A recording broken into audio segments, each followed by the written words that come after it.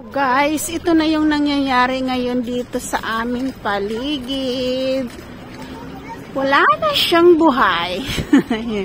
Wala na siyang mga dahon.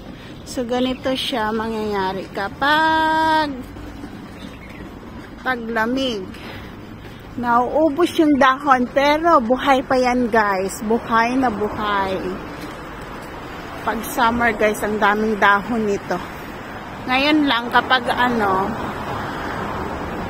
taglamig, talagang lagas yung dahon. Ayan, yung paligid namin. Walang dahon.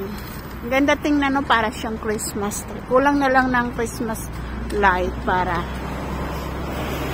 siya. Kumokoti-kotitap.